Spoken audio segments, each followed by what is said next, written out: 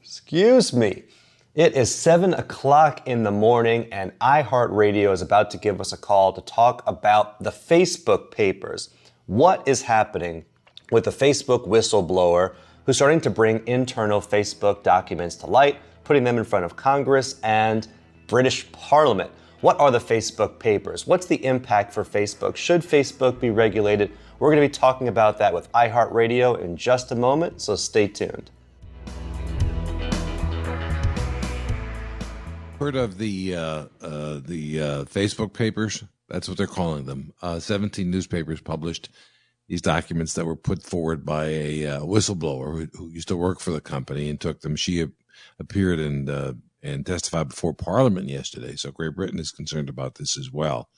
How much does Facebook take our well-being into account when making decisions with algorithms, et cetera, et cetera? Let's talk about it with Ethan Wall, who's a Miami-based attorney, professor, and founder of the social media law firm and of Social Media Law and Order. Follow him on Twitter at Ethan Wall. Good morning, Jimmy. How concerned should the average American be about this? Well, the average American needn't be that concerned as much as Mark Zuckerberg should probably be concerned. You know, the average American uses Facebook more than any other website on the planet. We log in every day, we share this information, and there's been a lot of hoopla about how much our privacy is being taken care of by Facebook. Right. But now this issue is front and center with these thousands of pages being released by an internal Facebook employee and having this information shed to light in front of Congress and now British Parliament.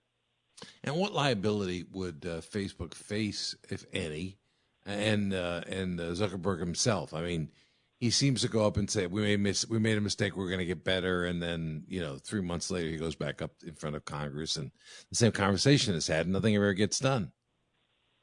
So generally speaking, the liability that Zuckerberg or Facebook faces at the moment is very little.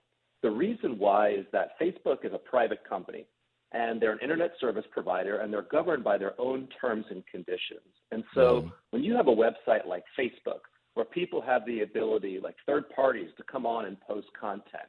Generally speaking, the law says that an internet service provider like Facebook isn't going to be held liable for what people say and do on their service. But those type of laws has exceptions. And what we're seeing within these Facebook papers is that Facebook may have known about information that violates their own terms and conditions or shows that perhaps they weren't acting diligently and responsibly. This could create liability for Facebook by not following their own rules. Also, the government is now thinking about regulating Facebook, which could create additional liability for Zuckerberg and the social media site. Yeah, I mean, the law really has never kept up with big tech, has it? I mean, it seems every time there's a new law passed, big tech comes up with something new, and it takes a while for us to get the law back in compliance with what we hope to be able to do and control big tech. Absolutely, Jimmy. The problem is that technology advances so much faster than the law can adapt.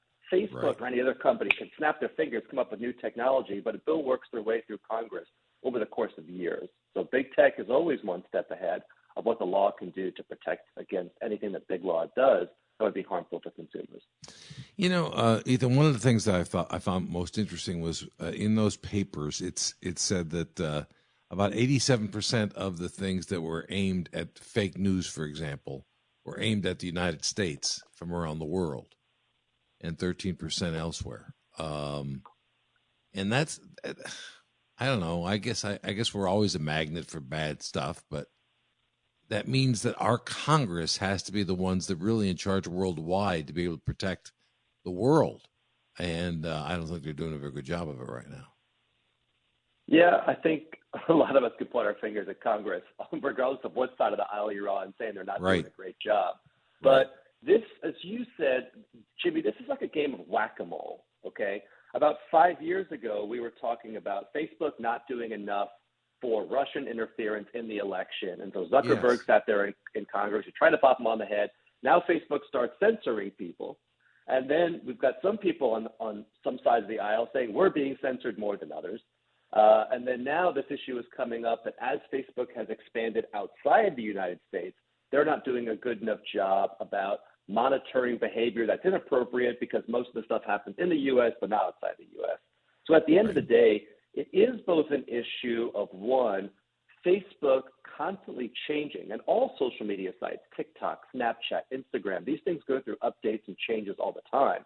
It's very hard for Congress to be able to whack one issue and say that they have that under control when a new issue pops up just by the nature of technology itself. So Congress probably isn't doing as good of a job as it can do, but at the same time, it's important to recognize it's a very difficult job for Congress to do because unlike other industries, social media and the internet changes so fast that it's very difficult for them to proactively manage things until it actually gets on their plate and then becomes a big enough problem that they have to do something about it.